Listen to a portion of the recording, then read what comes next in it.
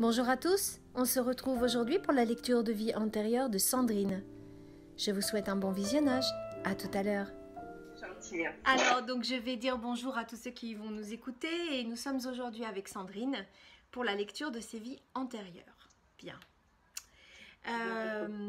Alors, pour votre première vie, Sandrine, la première chose que l'on me donne, je vous vois petite fille. D'accord. On me donne tout de suite votre prénom. Oui. Alors là, il va falloir m'excuser parce que forcément, j'ai quelques lacunes linguistiques à ce niveau-là. J'entends Tang Puen. Ma foi. Voilà. Donc, vous avez bien compris que c'était l'Asie. Oui. Alors, moi, je peux vous donner comme la façon dont je l'ai orthographié, si vous voulez. Moi, je l'ai écrit T-A-N-G, plus loin, en deux mots. Hein. Plus loin, P-U-E-N. U-E-N. P-U-E-N. Tang Puen. D'accord. Alors, on m'indique que c'est le Vietnam. Voilà. On me donne une date, 1867. Nous sommes donc au 19e siècle. D'accord. On m'explique que vous avez fui le Vietnam avec vos parents. Et en fait, on n'est pas au Vietnam, on est aux États-Unis. C'est-à-dire que vous avez fui le Vietnam pour les États-Unis. D'accord. D'accord. Oui. Oh, c'est rigolo parce que je relis en même temps que vous, je redécouvre, hein, moi. Votre père travaille pour des chercheurs d'or. Il aide en fait à poser des explosifs dans les mines. D'accord. Votre mère, je vois que votre mère prépare les repas en fait. Quand votre père est au travail, elle prépare les repas, mais pas pour la famille. Elle prépare les repas pour les travailleurs qui sont là. D'accord. D'accord. Alors là, je suis replongée dans les conditions de votre voyage. Et on m'explique que de quitter le pays pour vous a été extrêmement dur, pour vous et vos parents. D'accord. Mais ils étaient dans l'obligation de le faire. En fait, vous n'avez pas le choix. Je pense qu'ils n'avaient pas le choix. On m'explique que c'était la meilleure chose pour eux. Et on m'indique que c'est une cause politique. C'est un régime politique trop dur, hein, trop difficile. Et quand vous voyagez, vous êtes toute petite, vous avez 4-5 ans. D'accord. D'accord. Alors, vous vous sentez pas très bien dans ce camp, en fait. Vous n'êtes pas dans votre élément. Vous n'aimez pas l'ambiance qui est extrêmement masculine, où règne quand même la violence et un peu l'alcool. Vous voyez, voilà, ça devait pas être... Voilà. Ça devait pas être des conditions très, très faciles à vivre pour une petite fille, en fait. Une ambiance comme ça, c'est pas top, quoi. Ça va, d'accord. Je vois votre père qui se met à genoux et que vous êtes petite et il vous explique qu'il n'a pas le choix parce que vous pleurez, en fait. Et en fait, pour partir plus vite, pour se débarrasser de ce job-là et puis passer à autre chose, je pense dans un souci d'accumuler de l'argent pour pouvoir passer à autre chose, votre père prend des risques. C'est-à-dire que je le vois, alors c'est compliqué à expliquer, je vois comme des puits, et lui en fait il plonge dans le puits avec une corde où il est rattaché à une espèce de nacelle, et en fait il met des explosifs dans les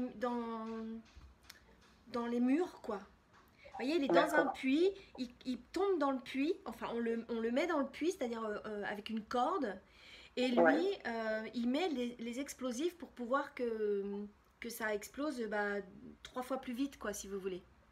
D'accord. Parce que forcément, il ne met pas qu'une charge, il met plusieurs charges à plusieurs endroits. Ouais. Et il y a beaucoup d'accidents. dû à ces risques-là. Forcément, si la charge est mal mise, bah, ça explose et l'homme est dedans en fait. Donc il n'y a pas de retour possible. D'accord. Alors, votre mère tremble à chaque fois que votre père prend ce risque-là. Mhm. Et vous vous dites que bah, vous allez partir de là. C'est votre souhait le plus profond. Et que ça n'est que pour un temps, vous essayez de vous conforter dans cette idée-là. C'est ce qui vous aide à tenir. Que ça va pas durer, que voilà, que c'est que pour un temps, etc. D'accord. Euh, on discutera après, je vous dis tout et puis Mhm. on échange après. Mhm. Vous vouliez d'amitié avec le seul autre enfant de ce camp. D'accord. Alors, c'est un jeune garçon. Ouais. On me dit qu'il s'appelle James. Mais en fait, il s'appelle James, mais on l'appelle Bobby. Ouais. Et lui, il a 7-8 ans. Ouais. Donc, il est un petit peu plus âgé que vous quand même. Mhm. Et en fait, on m'explique que c'est le fils d'une des prostituées du camp. Parce que forcément, il y avait tout ce Mhm. qu'il fallait hein, dans ce camp-là. Et donc, Ouais. l'une des prostituées avait dû avoir un enfant, donc lui. Donc, vous jouez ensemble, vous êtes... bah, on me dit que vous êtes comme frère et sœur. Et lorsque la mine est complètement exploitée, là, on me donne où se trouve la mine. On me dit qu'elle est dans le Nevada. D'accord. Ça se situe au Nevada. Et en fait, la mine est complètement exploitée au bout de 2 ans. Donc ça va très vite, hein, finalement. Mhm. Ouais. D'accord. Eh bien, on vous indique qu'il faut quitter les lieux. Il n'y a plus rien à y faire. Donc, votre père vous explique qu'il va devoir chercher un autre travail. Et vous avez un dilemme à ce moment-là, c'est que vous ne voulez pas quitter votre ami. Parce que vous, Ah, voilà, vous vous êtes énormément attaché à cet ami, à ce jeune enfant en fait. Et vous d'accord. vivez mal la séparation, et lui aussi. Et en fait, on m'explique que vous allez toujours vivre, alors vous allez continuer votre vie, hein, voilà, mais vous allez vivre avec ce souvenir de ce jeune homme toute votre vie. Donc je vous vois plus tard adulte, donc vous partez, hein, vous suivez vos parents, Ouais. etc. Et je vous vois donc plus tard adulte, le chercher partout et penser que peut-être vous allez le retrouver, le croiser en fait. Et toute votre vie, ça va vous suivre. Même si vous avez une vie classique, on va dire, vous faites votre vie, voilà. Ouais. Et ça vous procure un grand vide en vous et un manque toute votre vie que vous n'allez jamais réussir à pallier parce que forcément vous ne retrouvez pas ce petit garçon, vous ne le retrouvez pas. D'accord. Voilà, cette première vie s'arrête là. Enfin, c'est ce qu'on m'a donné. D'accord. Alors, qu'est-ce que ça vous évoque? Mais en fait, le Vietnam, oui, c'est quelque chose que j'aimerais faire. Donc voilà, maintenant, pourquoi je... Voilà. D'accord, Après, donc en fait, ce qui me parle, c'est ce climat malsain où c'est que j'ai peut-être peut-être été abusée.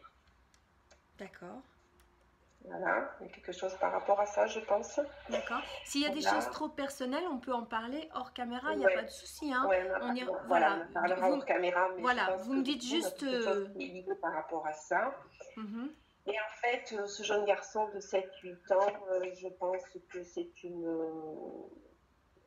en fait, je pense que j'ai dû le retrouver dans cette vie-là. D'accord. Alors, c'est super, j'ai plein de frissons partout. Voilà, je pense que j'ai dû le retrouver dans cette vie-là et je vous expliquerai après. D'accord, Je vais l'analyser comme ça, mais je vous expliquerai après. d'accord, parfait, pas de souci. D'accord? Oui, pas de souci. Mais voilà, ça me parle. Tout ce que vous me dites, ça me parle. D'accord, ok, ça fait écho en vous en fait. Ah oui, ça fait écho, là, je vibre, là, D'accord. ouais, là, c'est franchement, Bon, super. ça vibre à l'intérieur de moi. Bon, bah c'est génial, tant mieux. C'est ce qu'il faut. Ouais, C'est ce c'est qu'il faut. super. Merci, Sophia. Oh, mais je vous en prie, c'est avec plaisir. Alors, je vais vous délivrer la deuxième vie. D'accord. Alors, la première chose qu'on me donne pour cette deuxième vie, c'est le cirque. Ah bah oui. Bon, d'accord. Ok, si vous le dites. Bah oui, le mot de la fête et tout, voilà, c'est ça. D'accord. Ouais. Alors, on me dit que l'histoire se situe au début du XXe siècle. On ne me donne pas de date bien précise, mais on me dit que c'est le début du XXe siècle. Et alors là, vous allez rigoler parce que voilà, je trouve que c'est une belle histoire. On me dit que vous êtes trapéziste et funambule. Donc vous êtes à nouveau une femme. D'accord. Alors là, je ne vous vois pas enfant, hein, je vous vois directement adulte. Ouais. On me dit que vous avez été un enfant nomade. Donc c'est-à-dire, voilà, avec enfin, très peu d'attaches. Hein. On passe de ville en ville ou peut-être même de pays en pays. Voilà, quelqu'un qui voyage en fait. Hein. D'accord. Donc on me dit que c'est un cirque itinérant. Et c'est pas un très gros cirque. On me dit, alors ils sont très pointilleux dans leur explication, c'est un petit moyen de cirque. allez, voilà. Donc vous l'imaginez un peu comme vous voulez, un petit moyen cirque. Donc je pense que c'est plutôt quelque chose qui... Parce que je vois vraiment la notion du voyage. Donc je pense que c'est pas ce genre de grand cirque qu'on peut voir maintenant. Hein. Je pense que c'est plutôt un cirque de taille raisonnable qui peut se déplacer, etc. assez facilement. Hein. Voilà, c'est déplacé assez facilement, d'accord. Voilà, exactement. Hein. Alors, on me dit que vous êtes en couple avec votre partenaire. Alors, on me donne votre prénom, vous vous appelez Amanda. Et Amanda, j'ai mis une astérix parce que l'information est venue plus tard, mais je vous la donne maintenant. On me dit que vous étiez d'origine de l'Est. Et on me dit peut-être allemande. Parce que j'ai mis un point d'interrogation. Mais voilà, c'est vers l'Est que ça se passe, en fait, vos origines. D'accord. D'accord. Votre partenaire s'appelle Richard. Mmh. Donc, c'est pas noté, mais oui, on est en France. Voilà, j'ai l'information plus tard, mais je vous la donne. On est en France. Mmh. Alors, vous vivez une histoire très passionnelle avec cet homme. Oui. Dans la vie, comme dans votre métier, c'est-à-dire, on me dit, sur la piste. C'est-à-dire que vos échanges sont très passionnels à l'extérieur dans votre vie personnelle, mais aussi vous vivez des choses fortes ensemble dans votre métier commun, en fait, que vous partagez aussi. Hein. D'accord. C'est un partage total, en fait. Hein. Alors, on me dit que vous êtes les stars de ce cirque. D'accord. Vous êtes l'attraction première, en fait. C'est vous qu'on vient voir. D'accord. Voilà, on me dit c'est vous la super attraction. Donc voilà. Et vous êtes prête à prendre tous les risques pour cet homme. Alors quand je vous dis tous les risques, je sens vraiment une ouverture totale. C'est-à-dire qu'il vous demanderait d'aller décrocher la lune, vous iriez sans sourciller. D'accord. Voilà. Vous recherchez en fait... le fait qu'il soit fier de vous, vous avez besoin de cette reconnaissance dans son regard et dans son voilà dans sa position à lui face à vous. D'accord. Alors on m'explique que vous aimez passionnément votre métier aussi. Vous n'êtes pas là par hasard, hein. Vous êtes voilà votre métier vous passionne. Et on m'explique aussi que vous êtes né dans ce cirque. D'accord. Donc vous avez des attaches très fortes avec ce cirque.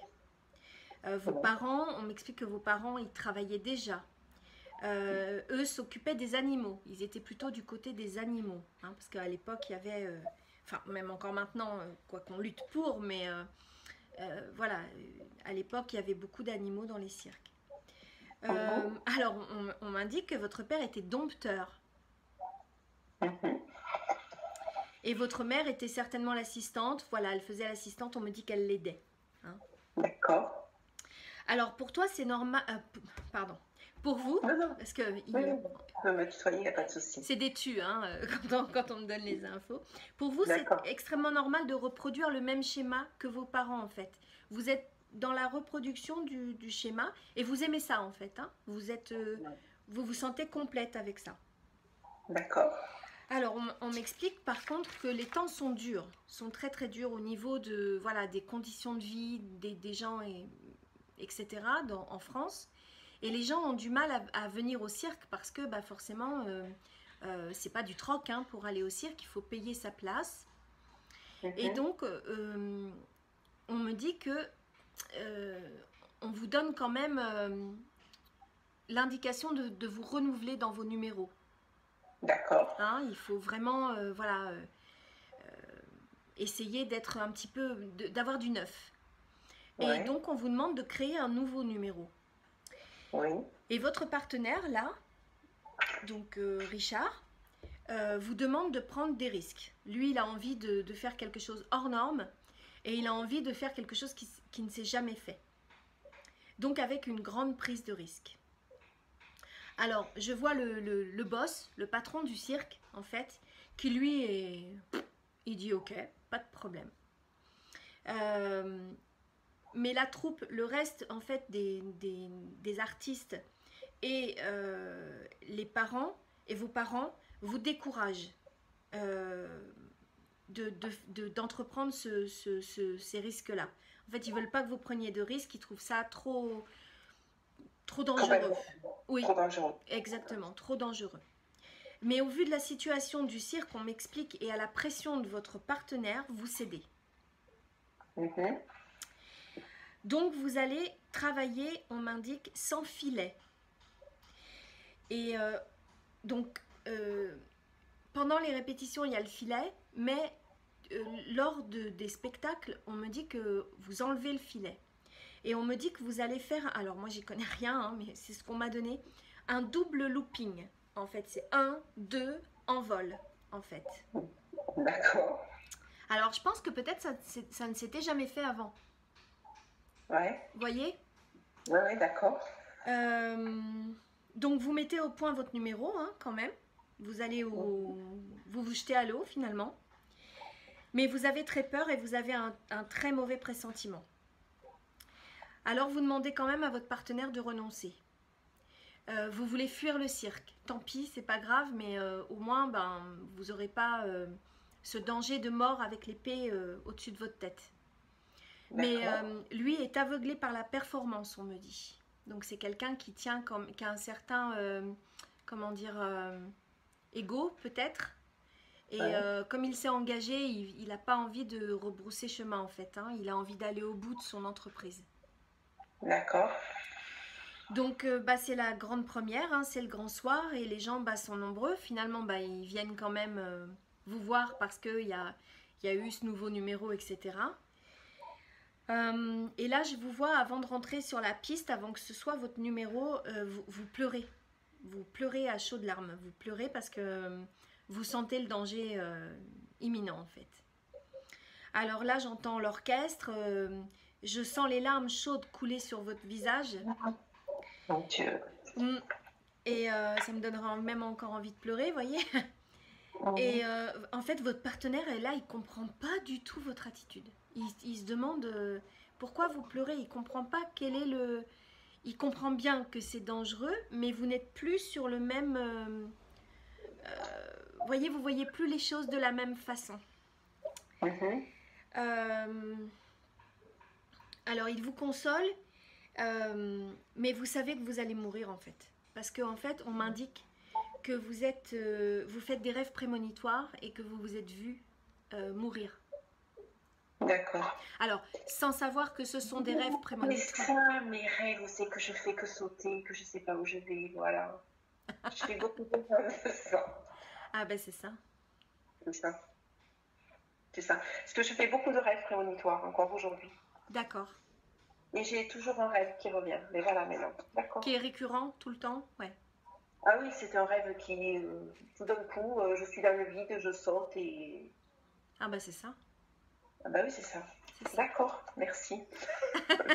Ah bah au moins ça donne une clé bien précise là pour le coup. Ah oui, parce que c'est un rêve qui est vraiment récurrent. Enfin, c'est pas récurrent, mais en fait, c'est tout d'un coup, je suis dans le noir. Ouais, c'est ça, je suis dans le noir. Je saute et je saute dans le vide en fait. Ah oui, c'est ça, mais en plus dans le noir, parce que bon voilà, c'est ça. Hein.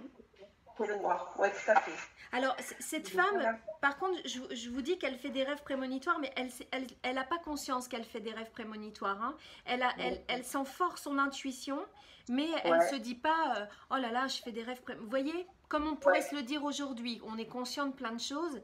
D'accord. À l'époque, elle y prête attention, bien évidemment, mais elle n'est pas consciente d'avoir ces capacités-là d'ouverte, en fait. Hein. D'accord, ok, ça va. D'accord. Ok. Alors, je vois que le numéro commence, hein, l'orchestre, etc. Les lumières sont braquées sur vous. Et ce qui devait arriver arriva et c'est la fin de l'histoire. Malheureusement, ça se termine forcément mal, hein, vous l'avez deviné. En fait, au bout du le deuxième tour, votre partenaire vous lâche, vous rattrape pas. Et vous atterrissez au sol et vous mourrez sur le coup. D'accord. Donc voilà le rêve qui revient, parce qu'effectivement, il fallait lever le voile sur cette blessure, blessure-là, je pense. D'accord. Ah ben voilà, maintenant j'ai compris. On aura au moins levé un voile, c'est pas mal. Non, mais c'est en fait les devis me parlent. Ça vous parle beaucoup? Ouais. Les devis me parlent beaucoup, en fait. Ouais, j'arrive mieux, Maintenant, j'arrive mieux à comprendre. Ok. Bon, je vais stopper la caméra et puis on va continuer à échanger ensemble. D'accord? Merci beaucoup, Sophie, merci. Je vous en prie. On se retrouve très vite pour de nouvelles vidéos. En attendant, prenez soin de vous. À bientôt. Ciao, bye bye.